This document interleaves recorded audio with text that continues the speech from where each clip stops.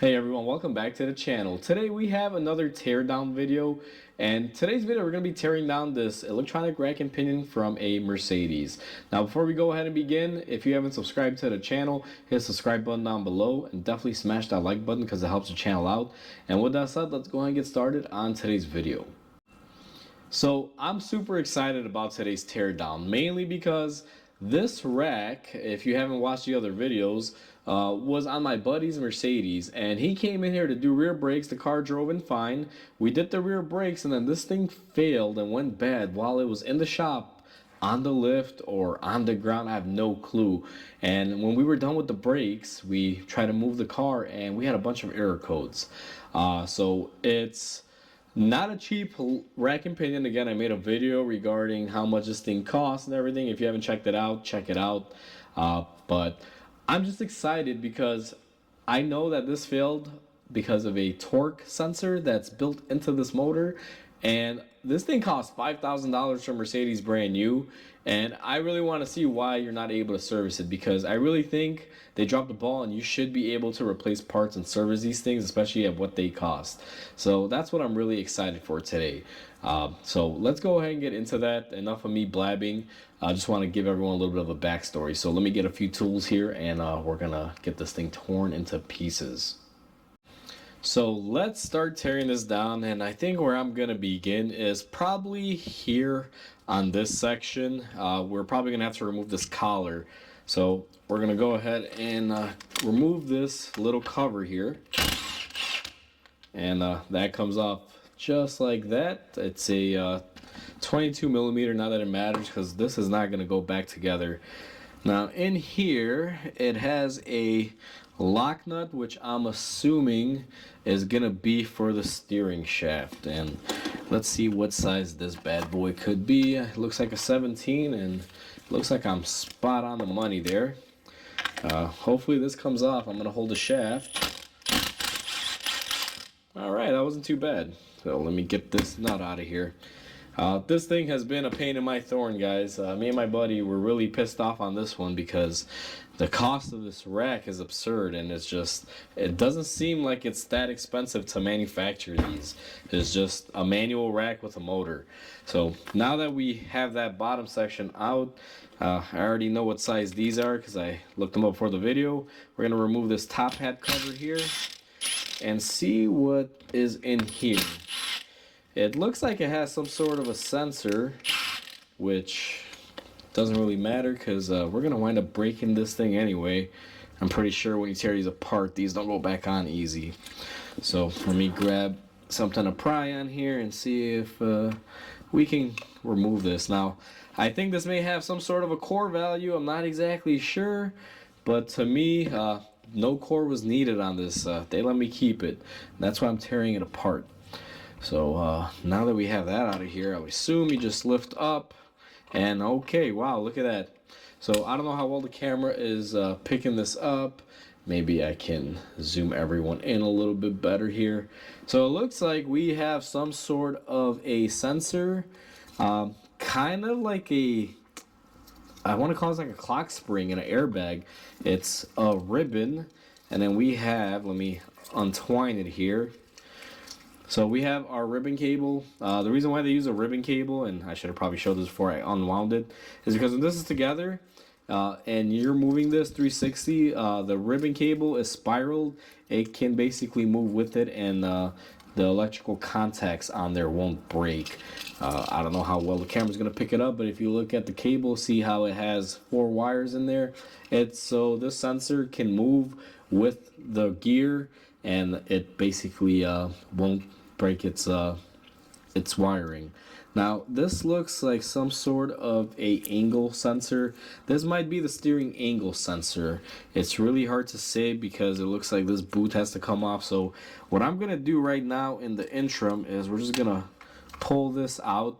And I don't know if this thing has a core value. It probably does have some sort of core value, and I have no way of selling it or knowing, so we're gonna sacrifice it. I'm just gonna go ahead in here and we're gonna snip off the wiring and just get this out of our way here. We're gonna push it off to the side. We'll deal with that a little bit later. So in here now, it's really not a whole lot. We just have our opening, and then that should be our gear down there. I don't know if you can see it, but it's a little difficult on camera.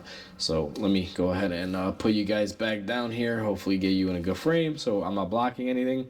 What I'm going to do next is, since we're dealing with this wiring harness, let me just go ahead and continue my braking activity here and push this through.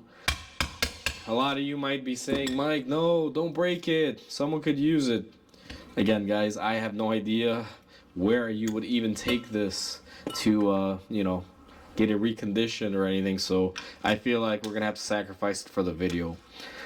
So now we're going to go ahead and remove this electrical connector here, which I do want to save because this is a common connector. So out of all of this stuff, this is probably the one thing that I will keep that is useful to me.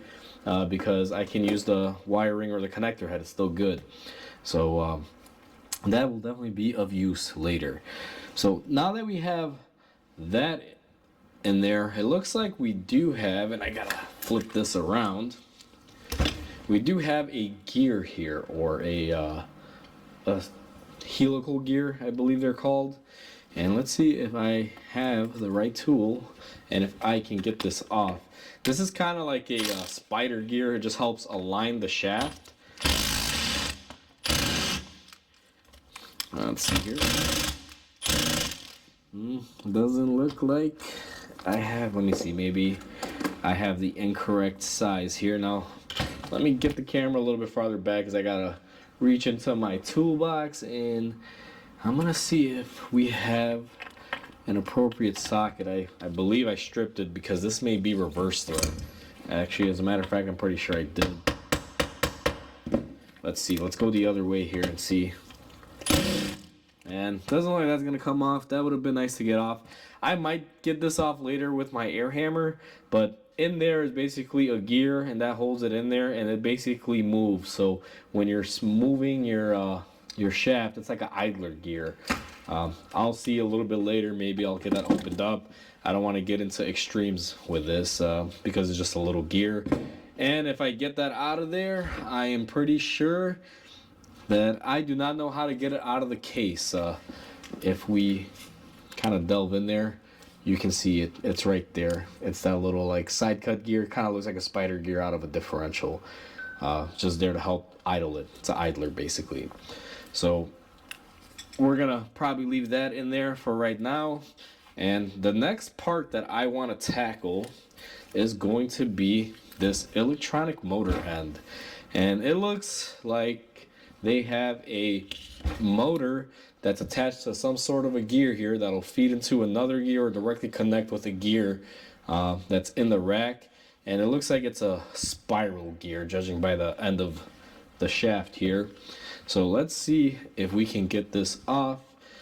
Let me get everyone kind of pulled back here because I know I may be blocking the view.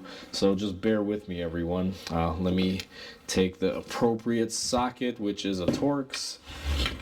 And we're going to put this in here. These were a little dirty, so I'm going to use my hammer to help me out here a little bit. And now let's see if we can get these off. So, pretty long bolt. Another long bolt. It's nice to see that they are keeping the fasteners the same. And same exact thing there. Now, I don't know if we have any more. Let me get this out of the way. Kind of peek around here. So it doesn't like we actually, no, we have two more. What am I saying? So we have this one here. And then this one right here. So now that we got this one and that one off, it looks like the motor itself will separate. And sure enough, it does. There is the motor. I'm going to put this thing to the side because we're going to tear into this here in a few minutes.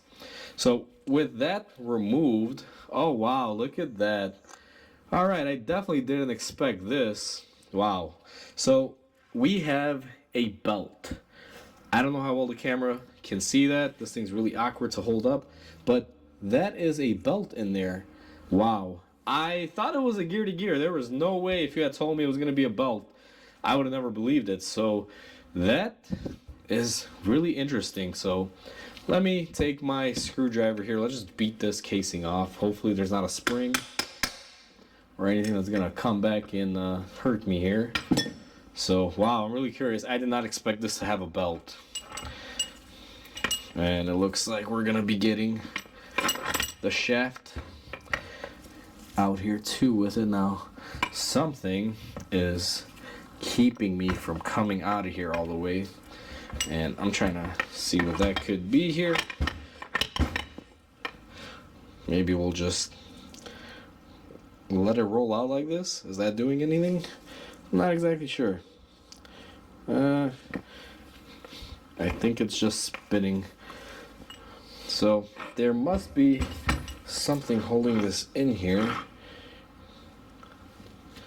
Let's see if I can't. So it looks like that little idler gear that I didn't remove is what actually is locking it in there. So let me go ahead and I'm probably not going to film this, but I'm going to use my air hammer to take off this little cap, which is going to be this one right here, so we can get our gear off. So let me go ahead and get that off. I'm not going to film it. I just got to use my air hammer because I think I accidentally got it on there too tight when I spun it. So I'll be right back with everyone. So after a little bit of persuasion here, I used my air hammer, and everyone can see pretty much got it pretty good there. And it looks like this has a vent in the center. There is a plug, and yeah, it looks like we also have a spring, and I'm assuming now this has to come out here one way or another. Let me see if I can just kind of pry up on it, and I might need some needle nose pliers or something to grab a hold of this here. See if we can't get this to remove. You know what? I got a better idea. Instead of trying to use that, let's just go ahead and flip it over and see if we can't just hit it out. Let's see if that did anything. Nope, not really doing anything there. So let's remove this little seal. Has a little bit of a O-ring gasket seal. Maybe that's what's keeping it in there. This kind of reminds me of an accumulator on a transmission. Kind of what it's reminding me of right now at this point. Now I almost have it here. Almost, but not quite. So let me see if I can knock it back now and hit it with a hammer. Oh, look at that.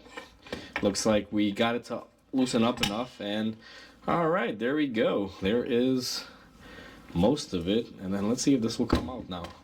Yeah, just like that. So actually I was wrong on this. It's not a gear. It's actually just what seems to be like a piston that has a cutout, and just has like a coating on here. It's plastic, kind of like a timing chain guide in a way, with some, you know, grease on there. So that's interesting. So basically this back portion here, this goes on there like this and just basically glides on there. I'm definitely surprised by the choice of materials they used on this. Honestly, I thought this was a little bit better built. Now, I'm not saying that this plastic won't hold up. I mean, this thing is, believe it or not, this rack's from 2022, I think. So it's a couple years old. It's not bad. Maybe that's why if we had an older one, we, you know, might have more wear. I'm not exactly sure. It's very hard to say. So now that we have that out of there, just to kind of make room on the bench, we have our housing.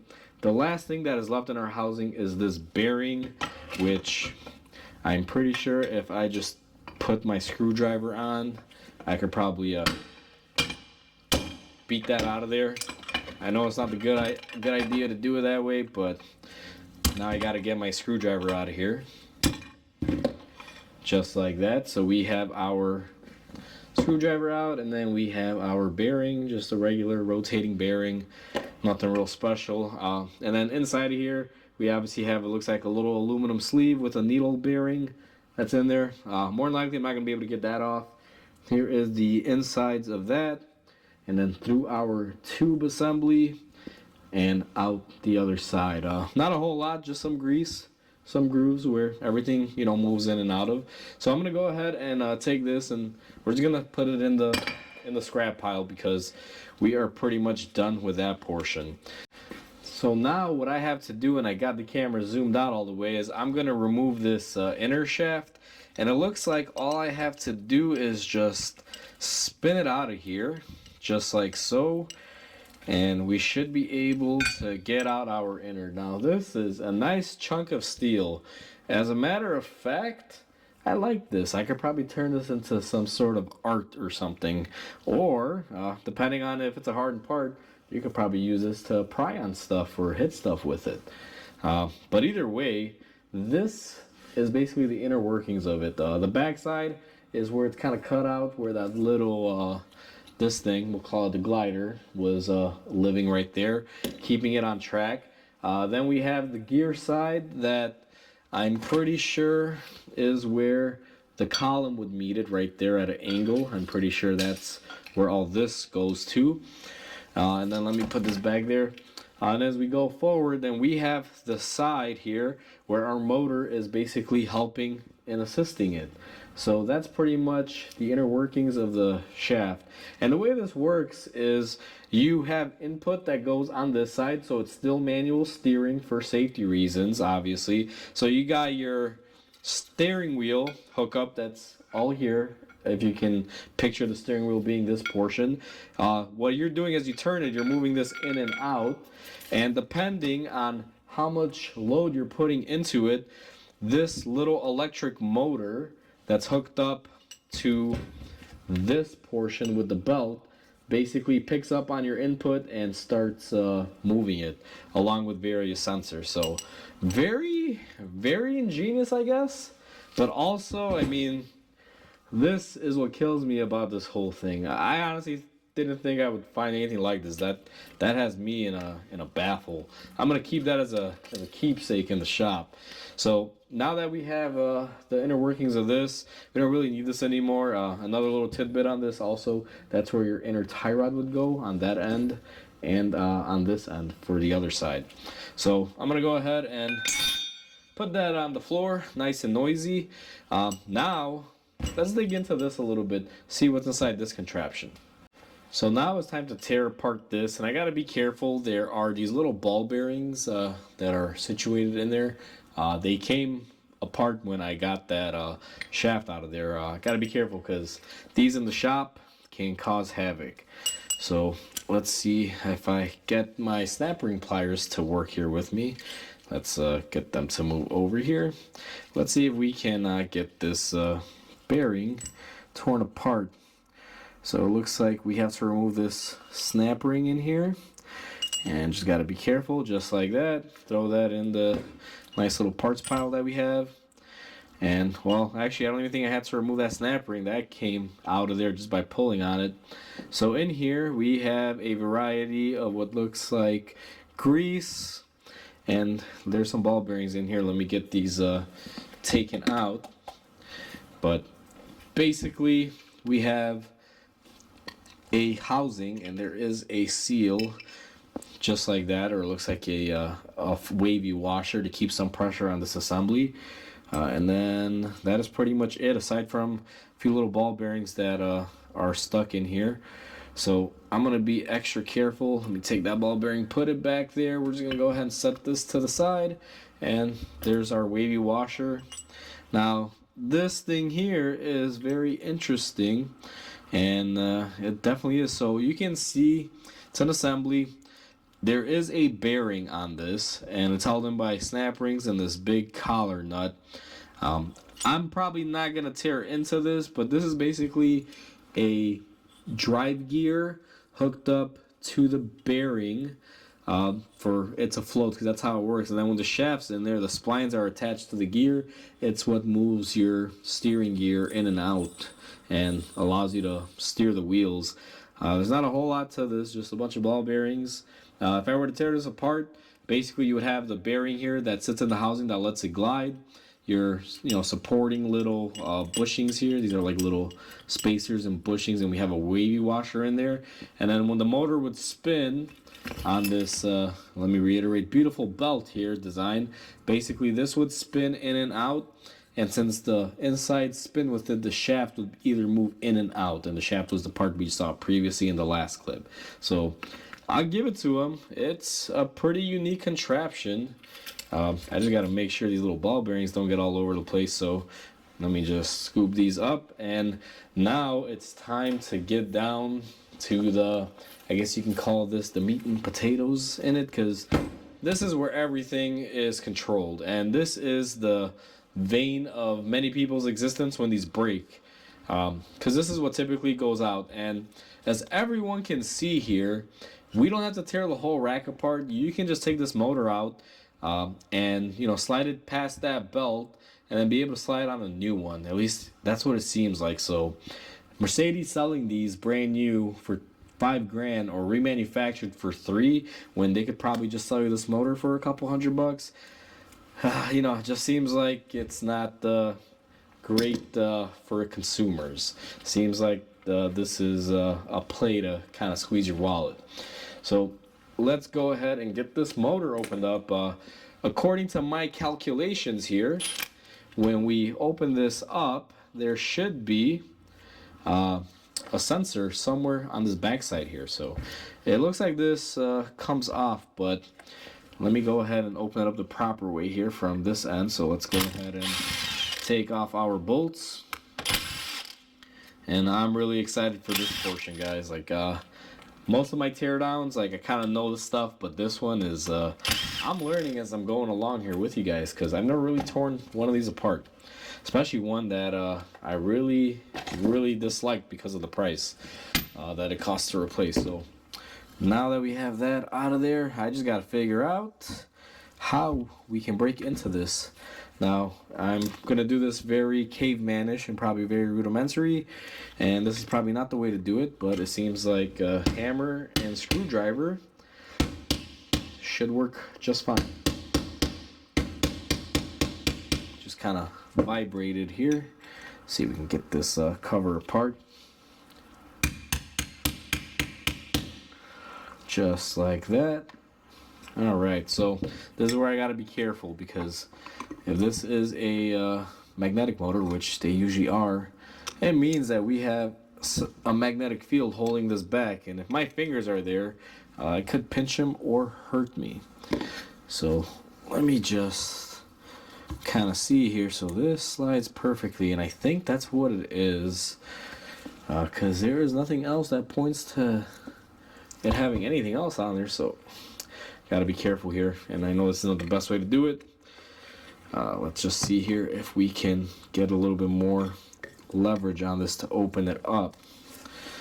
Now hopefully I don't break this, because we are trying to dig into it, but oh yeah, I can definitely feel that motor. Looks like it's magnetized there, but let me see, I could be wrong. Yeah, if we just pull it out nice and slow, and that's what it is the fact that it's magnetized. So let me go ahead and grab a pry bar here. I'll be right back in a second. Alright, I'm back with my pry bar here, because it looks like this is gonna require some strength. Now these are a real pain, because that is a heavy magnet that is in there. Let's see if I can do this. I may not be able to do this, but let's see. Oh, looks like we're getting somewhere. So as soon as I get somewhere, it decides to want to go back here. So I know I shouldn't do this, but let me give this a shot. That's not really working to my liking. Yeah, so basically I gotta keep pressure on it and then kind of drive it out. If I had a second person here, this would probably be a little bit easier. But you gotta be careful with electric motors, because they have huge magnets, and this thing's putting up a pretty good fight. And I almost had it out. That's the part that is kind of intriguing me. I just almost had it out. You guys saw I had a good portion of it out there. You just kind of got to get them out straight, and this is proving to be difficult. Let me grab something else here. So I got this little block of wood, and I'm hoping I can get it to come out a majority of the way like we did. Maybe we can wedge this in there, and that'll kind of act as a backer. Now let me get my tools out of here and see if we can keep that down there as a wedge. And you can see this magnet, it's not playing. So now that we have that there, let's see. Yeah, definitely ain't gonna be as easy. Okay, wow, look at that, finally. So, huge motor. I don't work on electric stuff a lot, but I'm assuming a motor stator is what they're called. So, initially we have a wavy washer that's used for pressure. Just kind of move that to the side. Let me get my wood out of here and everything, and see if we can't steer in there. Now, I already know we've kind of hit a roadblock because there has to be another way to get in here. Now, it looks like Mercedes doesn't want you to open these, and it looks like this end is just the motor. Now, I could probably go in here and try to open this up, but there's not really a whole lot there. Just basically some iron plates, some copper, wire woven around, basically an electric motor, and as it spins, makes power. Now, this is the magnet in there, which you could probably open this up and have the magnet, but we're not after that for right now. But that's basically the assembly here. Now, in order to get all this off, you got to press it off. I'm not going to bother doing that. You basically have what looks like a locator type of pin here with a shaft. We have a bearing. We have our magnetic core. Basically, when this gets excited, electricity goes through it, causes this to basically spin in there, and it'll basically spin the shaft where the belt, again, disappointment of a belt, goes on right there. And when they both spin, you can see it's kind of like that. So I'm gonna put this to the side. We're gonna leave that there. So for this, I thought I would gain access, but looks like we gotta get a little bit destructive here. So if we must, we must. So my whole idea here, and I'm thinking, if I just take my screwdriver, and I'll probably have to do this on the vise. We're probably going to move on to the vise, probably make this easier. So we have our motor viced up, and it's funny, I just noticed something on this, and let me take it off the vise here. I'm sure everyone's going to get a chuckle out of this. This side was facing the inside of the rack, and I couldn't really see the sticker, but if we flip it around and read it, look at what it says there. Made in China. Wow. Chinese motor, guys. I don't know which part is made in China. Maybe just the motor housing itself, because we have here, it says Bosch Germany on this sticker, but made in China on this. So maybe half of it came from China, just the motor side, and the electronics in there are German. Either way, when you're buying your $80,000 Mercedes, I'm pretty sure you don't want a made in China sticker on there. But hey, it is what it is. So let's go ahead and this is the concept. Basically, I'm gonna vise it in here, and we're gonna use this hammer and just kind of drive this out.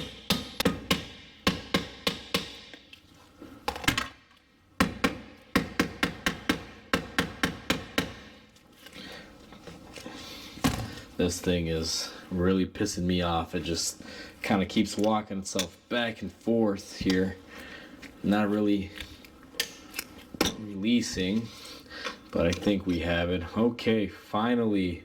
Whew, that had its challenges. So let's go ahead and see here. So it is a two-piece, because we can see has a connector there. Looks like we broke some plastic in here. Let's see if we can just get that out. So yeah, basically the motor is separate. So looks like this portion of it is true, made in China, so the motor comes out. Because it looks like what they're doing is they're ordering this from one manufacturer, and then they're putting their electronics in it, which is this portion of it. So, okay, that definitely makes sense there. So clearly this motor is serviceable. Now, I don't know how, good it would be to have a process to beat it out like we did, because I could see that damaging something. But if Mercedes did want to make these serviceable, especially this portion, because this is what seems to have all of the gadgets in there, and we're going to tear this apart a little bit more, um, they can definitely make it serviceable. So that's interesting. That's kind of what I was anticipating, but I just wasn't too sure. So, all right, let's move back to the other bench now that we have some information on this. So now we are back at our bench, and basically, we don't need this portion of it because, clearly we're not going to tear that apart anymore. But we have what we're after. And I made a little bit of a stunning thing here. Now, off video, I was just kind of looking at this because I see there's some Torx screws or whatever you want to call them in there, bolts. We have to take that off to kind of further disassemble this, but if you look at this, something doesn't quite look right by this little connector there. And if you dig in a little bit deeper, you can see it looks like it's kind of burned. And then if you flip it over, I don't know how well the camera's getting it, but you can see that connector that connects the motor looks like it's been arcing. So, yeah, that's kind of odd. I wonder if that is the failure, because this car had intermittent issues where the owner said sometimes the steering would get hard and he would just turn it off and on and it would, work again. So, maybe that's it, or maybe it's because they have to use these 3 capacitors to get this motor moving quickly enough. And maybe that just causes an arc. Maybe it's normal, but it being discolored there definitely has an issue. So what I'm gonna do next is go ahead, and I gotta be careful here because I don't know if these capacitors have any juice in them. Maybe they're discharged by now. This has been sitting in my shop for about a month now. So let's go ahead and take these little Torx screws out. I call them screws, you could call them bolts, it's, however you want to say it. Let's just call it hardware, in case anyone disagrees with me. So, I'm going to go ahead and throw those to the side. And now, very gently here, see if I can even do anything with this. And looks like it should come out, but my biggest worry is the fact that we have these capacitors. And I don't know if that's going to shock me into tomorrow or something. So let's try to pry up on this a little bit here, very gently. Let's avoid making contact with anything that might hurt us. And it looks like it's moving, but I don't know. Let's see here. I think we got something going on here. Looks like we should be able to slide this portion off of here. And there is an ambulance in the background that's going to be zooming by probably right about now. So if you guys hear an ambulance, I apologize in advance. It's a rainy day. The ambulances have been zooming by here. So, probably people getting into wrecks or something. So let's go ahead and... So I don't want to get too crazy and prying this too much with these capacitors in here. So let me see. And there's that ambulance, guys. Let's let that thing roll on by here. Good old Chicago. This is a constant thing here. We always get ambulances. We're not too far from a fire station and a hospital. So we get a mix of both. So anyway, I'm prying on this, but I don't feel I am getting anywhere with it. I don't know if there's anything else holding it in here. I really don't see anything, and I do not know if these capacitors have enough voltage to put me to the ground or not. Apparently 25 volts and 3900 amperes, I believe, if I'm reading that correctly. Not an electronics guy when it comes to components like this, but let me see if I can get this back cover off, because I think that would be the next best thing. So let me get this cover off. Maybe we won't even have to cut the video here. Maybe we can... Oh, okay. We should be able to pry this off. It looks like we broke it enough, or gave it enough vibration to let loose here. So let's see. And what I'm going to do, probably, just to help speed this along, Give it a couple whacks.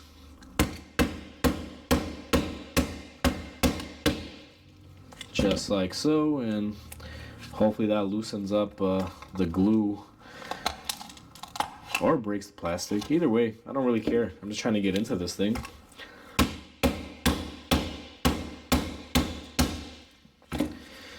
So I'm just curious to see what sensors are in there.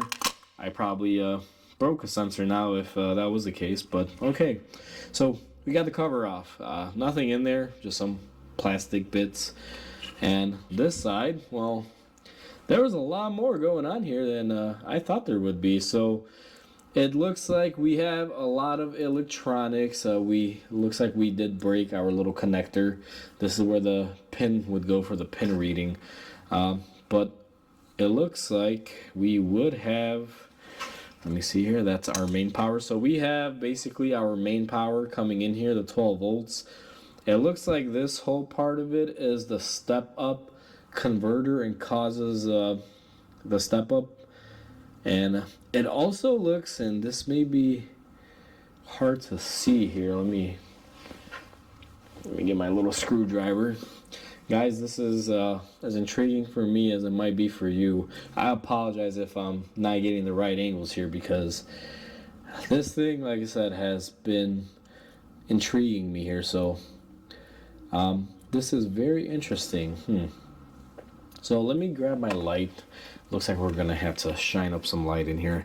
So in here, and you're probably not gonna be able to see it as good as I can, it looks like we have a sensor, which looks like the torque load sensor, and it's on the board. Again, this is very hard for me to get the camera in there and get the lighting correct, but basically in here there is a sensor that is pretty much soldered on the board that you have no access to in a way.